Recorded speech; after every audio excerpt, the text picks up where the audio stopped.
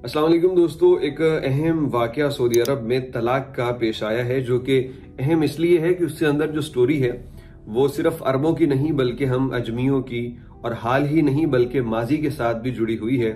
एक चीज जिसपे हम कभी इस्लाम के तौर पे और कभी अपने कल्चर के तौर पे फख्र करते थे, इस वीडियो और इस खबर से पता चलेगा कि वो एक गलत फख्र था, एक गलत चीज थी जिसको हमने अडॉप्ट किए रखा।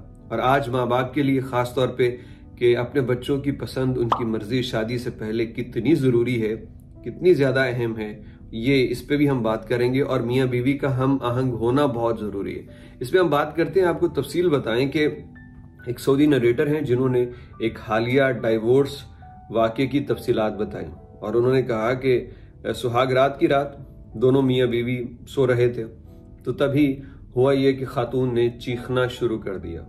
शौहर उठा, अपनी बीवी को देखा और उसे तसल्ली देने लगा। उसके माँ बाप में से कोई एक कुछ अर्सा पहले फौत हो गया था, तो शौहर ने सोचा कि शायद अपने माँ बाप में से किसी को याद करके ये रो रही है। उसने बड़ा चुप करवाने की कोशिश की, खातून मजीद रोने लग गई। फिर उसने उसको पानी पिलाया और कहा कि तुम चुप कर जाओ, इस तरह शोर नहीं करो, लोग क्या सोचेंगे कि क्या हो गया। उसने बड़ी कोशिश की लेकिन खातून नहीं मानी। आखिरकार उसने पूछ लिया कि तुम्हें वजह क्या है, तो वो कहने लगी कि तुमने एसी को 24 से 18 पे कर दिया, यानी 24 से 18 पे ले आए हो, तो ये सख्त सर्दी मेरे लिए नाकाबिले बर्दाश्त था। और ये कहते हुए वो अपने बाल भी नोचने लगी।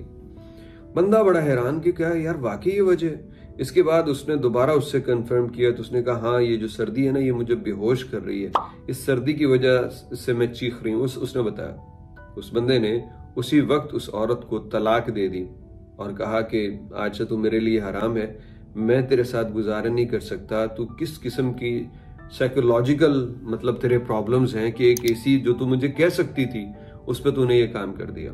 अब डेफिनेटली लगेगा बंदे ने गलत कर दिया, शायद वो बात करता, सुलह हो जाती। लेकिन इसमें प्रॉब्लम कहाँ से आई? प्रॉब्लम ये आई है कि दो बंदों को साथ में जोड़ दिया जाता है बगैर उनकी शनासाई के, बगैर उनकी पसंद नापसंद के, और बगैर एक दूसरे को जानने के। जब उनको एक दूसरे से जोड़ दिया जाता है तो उसके नताइज बाजुकात ऐसे ही आते हैं जिस तरह इसके आए। अब खातून, इसको बंदे को पता होता है इसको सर्दी लगती है तो ये करती है, तो वो ज्यादा लो ना करता, और खातून को बंदे का पता होता तो वो उससे बात कर लेती। अब ये जो कम्युनिकेशन गैप है ना, एक वक्त तक इस पे बड़ा फख्र किया जाता था। आप बात करके देखें तो आपको पता चलेगा कई ऐसी खवातीन हैं जिन्होंने अपने खाविंद को पहली मर्तबा सुहाग रात की रात देखा। कई बूढ़े बुजुर्ग मिल जाएंगे जो कहेंगे कि हमने अपनी बीवी को सुहाग रात को ही पहली मर्तबा देखा। वो शायद टेक्नोलॉजी का दौर नहीं था, तस्वीर वगैरह मंगवाई नहीं जाती थी, लेकिन इसको कल्चर और मजहब से भी जोड़ दिया जाता था कि शादी से पहले औरत और मर्द एक दूसरे को देख तक नहीं सकते। हालांकि ये इस्लाम नहीं है। इस्लाम तो इंसानी फितरत के करीब तरीन और इसको फैसिलिटेट करने का एक खूबसूरत निज़ाम हयात है।